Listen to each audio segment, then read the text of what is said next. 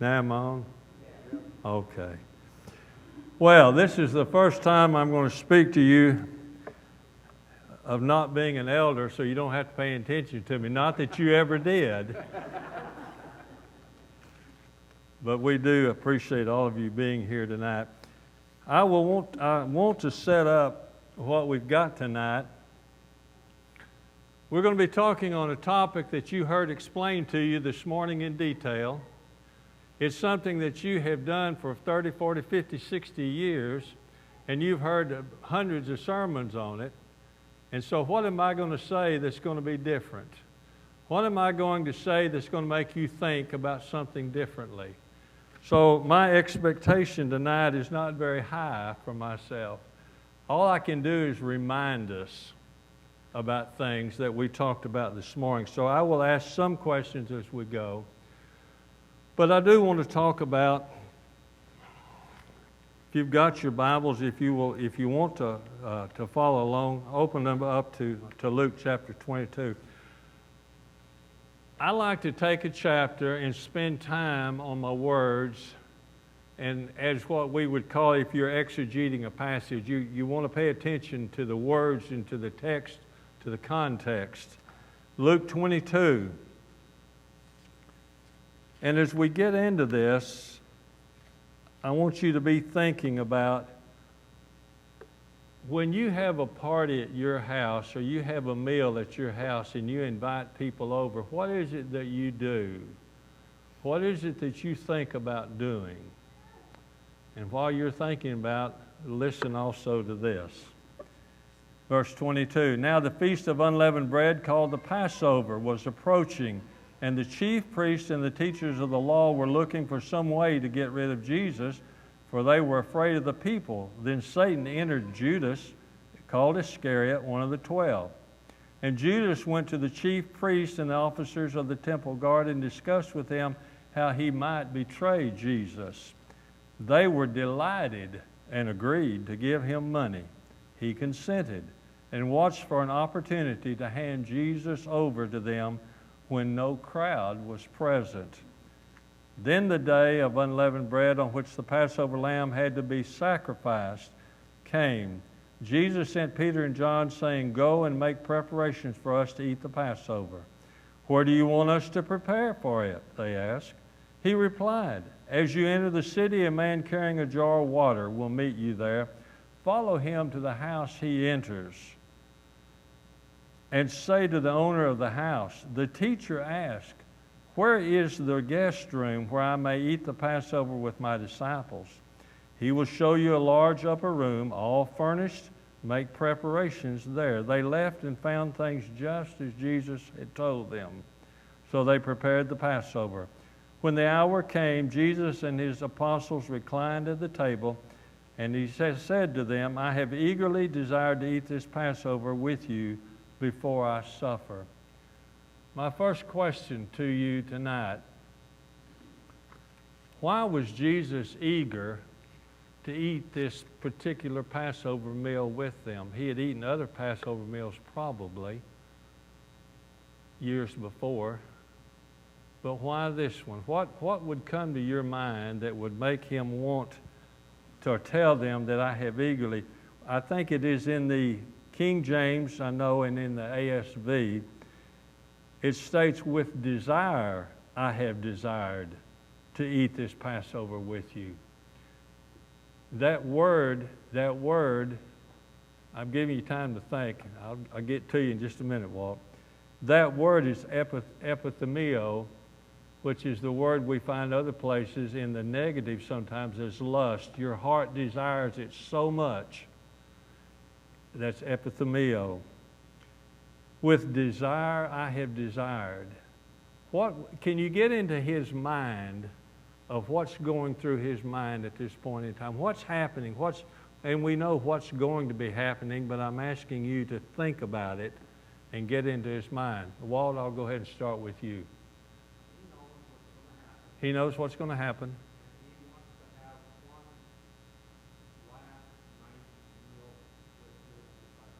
One last meal with his disciples because he knows what's going to happen. Okay? That's a start. Charles. He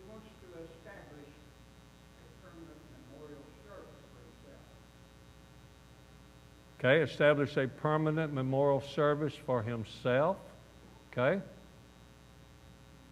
Any other thoughts?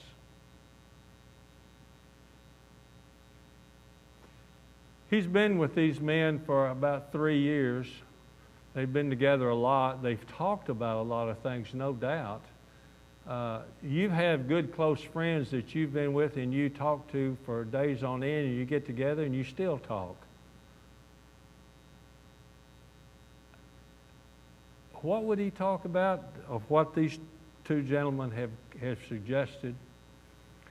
He wants to memorialize what's going to happen, but he's also bringing to completion something.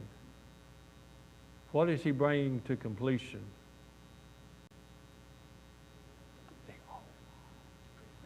The old law. He's bringing to completion. Did you have any other comment on that? Okay. He's closing his earthly ministry, but he's also looking backward. The Passover, if we look at the Passover, I try to approach the passage if I'd never heard it before. What are they talking about? If I was new, if we were trying to explain this to someone, and they say, what's the Passover about? What was the Passover about? What was the history in just brief terms? What was it about? When they were in Egypt, they were escaping from Egypt, and this is one of the plagues, or one of the things that happened to the Egyptians. The first one were all killed or died. Yeah, they had to flee Egypt quickly. Wendell, did you have a comment? Well, I was just wondering, how is he addressing this Passover that the Jews have been practicing the Passover for a good period of time? In other words, it seems to be different. It seems to be changing some. Because the Jews, even today, that observe the Passover, observe it in a certain way, although they Right. kill the lamb and stuff. And that's one of the interesting things. We don't read anything about the meat, about the lamb being served here, or any of the herbs, bitter herbs that they ate, other things that we normally would have. John has a variance with Matthew, Mark, and Luke. John places this that this may not have been the Passover, and I don't want to get into that. I'm just saying you need to go look at that on your own. But John gets into that his timeline is a little different. But what we see here, to my mind, and I can be wrong every once in a while, I know that, but you think about this, and those of you who've studied can answer the questions probably better. But he's bringing an end to the old law, to the Passover, because that's not going to hold up for the Christians. This is going to be something different. And so he's establishing something different here. Okay? Is that what you're meaning? Yeah. Evidently it is. Yeah. Because it was pretty complicated as the Jews practiced, has been practiced ever since they Right. It's been a long practice of them coming out of Egypt. They had to leave in a hurry. They couldn't have the leavened bread. Yes, Al. Yes, Al.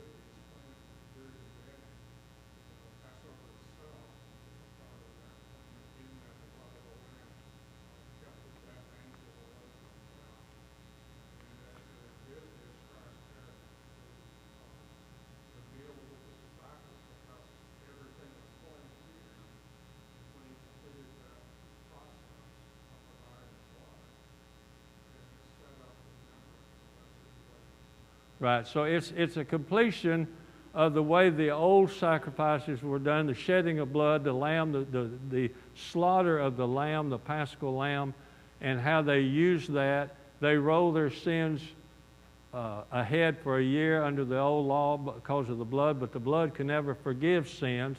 And so we talk about the cross then later. the blood flowing back and ahead at the same time, because that was a culmination. This is what's happening at this point in time. He's establishing a new covenant. Hebrews 8, 9, and 10 go into more detail about the difference between the old covenant and the new covenant. But this is specifically where he's changing, and he's showing that he's bringing to completion that covenant. And so as he talks to them, this eagerness to share this with them, he knows what's ahead, but he also knows where he's coming from and what's happened in the past. And this beautiful thing that his Father had established with his people, with his creation, for generations, is now going to be changed to something different, something that is better, something that had been planned before the foundation of the world. And also fulfilled. And fulfilled. And this is what he's doing. So he desires to bring all this about. So that desire to come and to eat this Passover with them, there's no doubt that there was a lot going through his mind. I'm jumping ahead a little bit, but this comes to my mind, though. Even when he leaves here and goes on into the garden, he's praying so fervently. You know, he's got to. If you've ever tried to make a decision that was a hard decision to make, and the hard part was getting to the point where you could make the decision, but once it was made, you felt at ease. And I see that, and he knows what's coming.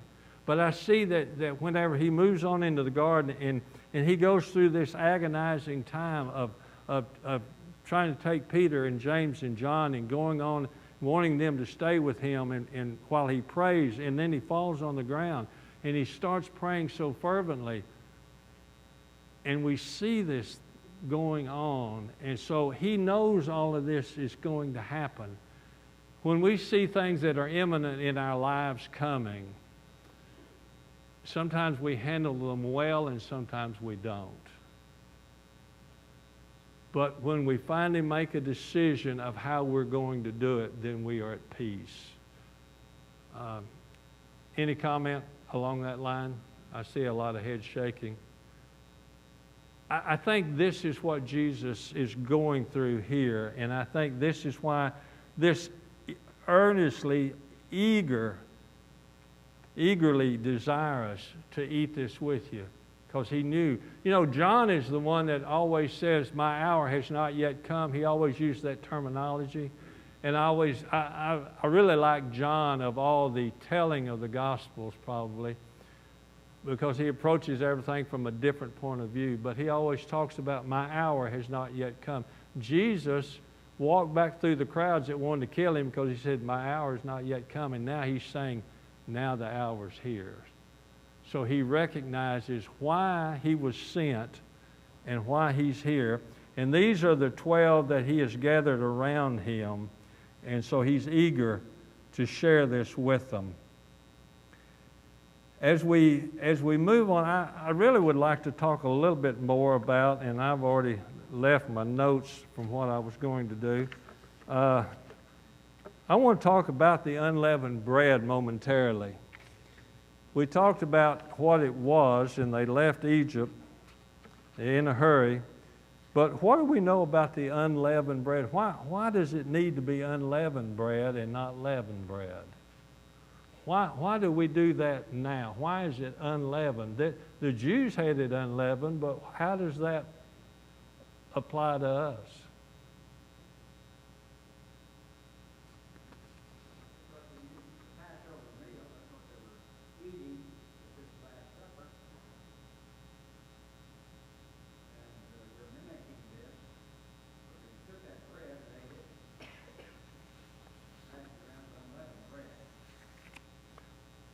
But I thought Jesus was establishing something different.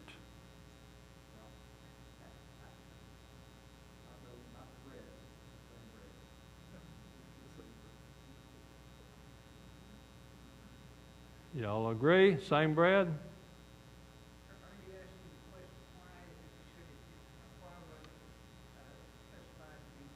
Yes. Yeah.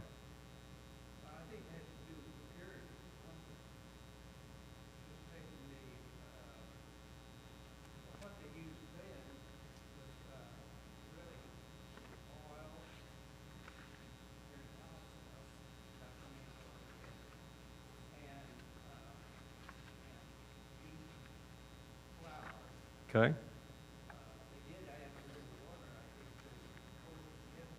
That's what I think. If it doesn't stick together, it's all All right. with.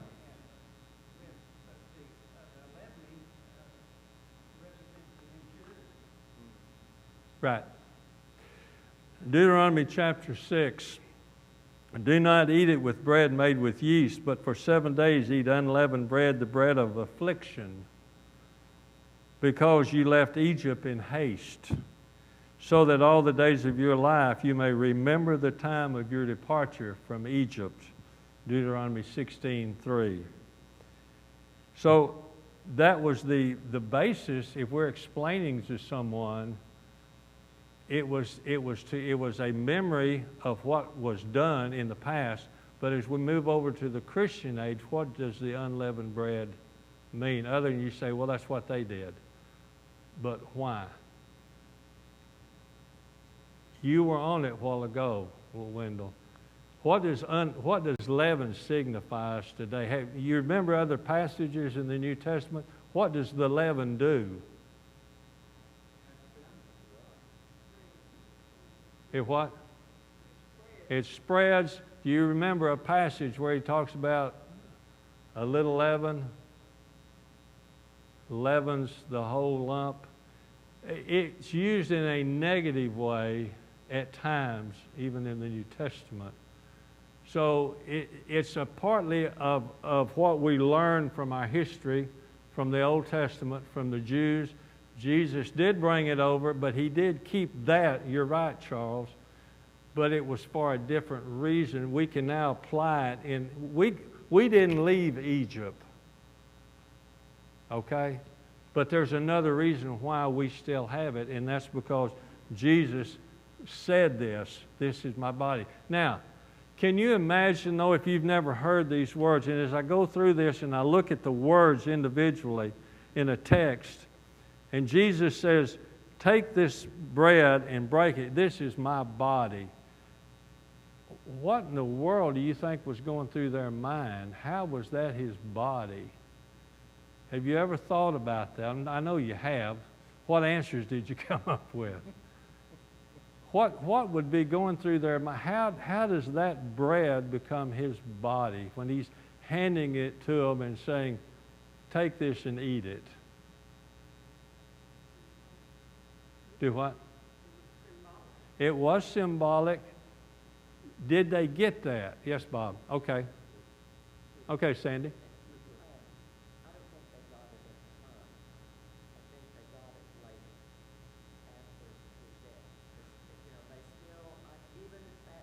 Okay. That's the point. Why do you think they didn't get it? Because they still weren't quite understanding what the plan was. Had he told them? Many times. Many times. But they didn't get it. Have you been told something that you don't get? Did you have a comment, Bob, then? Yes, another aspect of it is that other definition like Jesus' return is trying to demonstrate that, yes, I am actually here. I have a physical body. And so it's reminding us that God is here in the spirit, but his body is heavy. Right. His body. It is a symbol, what he set up. We don't, again, there's many things that we don't understand, but we just follow it. And this is what Jesus was doing, but he was ending the old covenant and bringing in the new covenant that he wanted to do. I had, I think it's John, let me think. Is it John 9? I don't have it written down. Where he talks about, take and eat, this is my body, and drink this cup, it's my blood. One of y'all that can look, I think it's John 9, I'm not sure. But he gets very detailed. And as Mitch mentioned this morning, when you get talking about eating the body and drinking the blood, our mind can go in other ways in what we currently today know about people who actually do those kind of things. And so when we're talking with people, it may be problematic to some people in our culture today to talking about eating the body and drinking the blood. And what that means to us may come across as being kind of strange to other people. Let me ask you this question now. What does partaking of the Lord's Supper every week do for you through the week?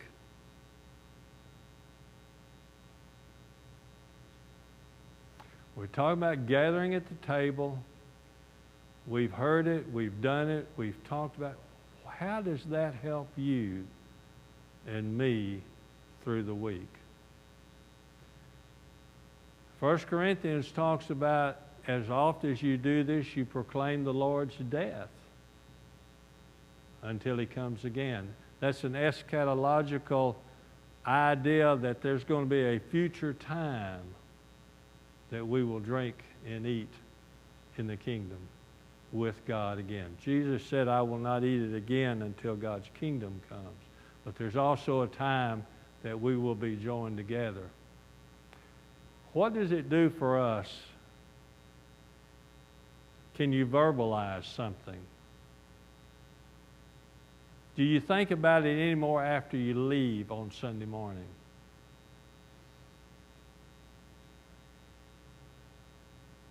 I'm asking for honesty here. Is it something that we just do here and forget?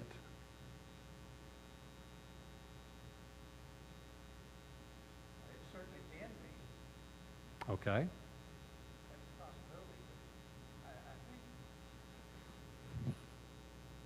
I believe that the Lord recognized that we sometimes let things slip very easily. And so He wants to keep that constant, wants us to have that constant reminder that He sacrificed Himself for us. Okay. 1 Corinthians 5:7 says, He's our Passover lamb. Right.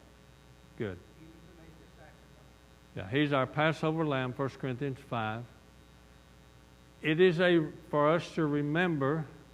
The Old Testament, they did it once a year to roll their sins forward. The high priest entered in the Holy of Holies.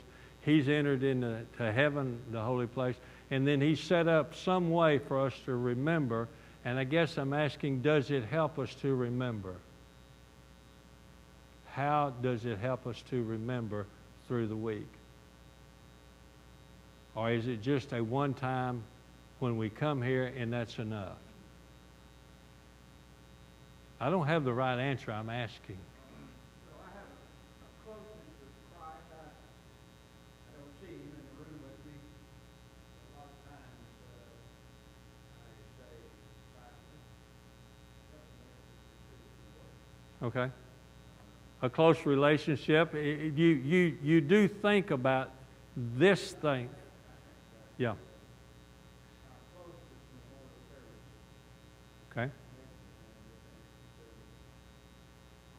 With Christ, with His death on the cross, being close by. Right. I was just curious. For 2 or 3 years together, there I am also. Don't take that out of context, though, Charles. Where he's talking that, they are in an argument, in a disagreement, where 2 or 3 are gathered together. It's a valid thing, but that's in the context we use that, and we use it for a lot of different things. And I don't mean to, I'm not chastising, I'm just saying be careful, because that's not the same context where that was quoted from. Could be wrong, but I think if you go look at it, that's what it was. So what does it do for us on a weekly basis? And if you don't have an answer, maybe you can think about it. As I understand, and I appreciate Dwayne offering me the opportunity to have time to just kind of give you some thoughts. try to keep it where we've already talked about these things. I may not cover the whole outline that the other groups are covering, but I basically don't like to teach other people's outlines. So I'll try to use what I can, what I feel that I could say. So think about these things that Jesus was envious of spending time with them. He knew what was coming and how he did that, what he said to them, his love for them. But the reason why we have the unleavened bread, he was bringing to completion the old covenant and going to start the new covenant in his blood and then in his body. So it's different for us today than it was for the Jews back then. And while they had the Passover, he was beginning a new way of doing it for a different reason. Continuation of God's plan. God planned it all along. But now it's coming to completion, and that's why we have now, under the new law, under 1 Corinthians 5:6. Well, we can talk a lot. I know you've heard a lot about it. I've heard a lot about it. But I just want to bring in a couple of thoughts, give you some opportunity to respond, give you maybe stir up some thoughts. If I'm able to come back and teach again, well, then I will. And if not, well, I've enjoyed tonight. After I committed to do this, I told Dwayne I was going to be gone, and we were gone for 16 days. We missed 3 Sundays, and enjoyed being gone, but it is good to come back and be with you. So I will attempt to give you a better class next time. Do you have a comment, one? One thing is the unleavened bread. Doesn't the leavening make the bread more subject to spoil? Yes, it was a decay. In fact, that's another aspect, that it's a decaying process, as I understand it. I don't cook bread. Is that right? All of those who cook. But I understand that it's a decay, and that's kind of what we were looking at in the terminology of having leaven in the bread. But then that term was applied differently to the Christians, because we have some good leavening, but you can have bad leavening, and it levels the whole lump. In other words, the bad can get in and it can work through the whole batch. It can work through the whole population or through the whole group. So there are many aspects of leaven being a negative term as well. Well, I want to conclude tonight by saying that I know all of us probably have been here for a long time. I'm sure that most of us are Christian folks. I just try to remind us of some things maybe we hadn't really thought of in a while. I know we've thought of them.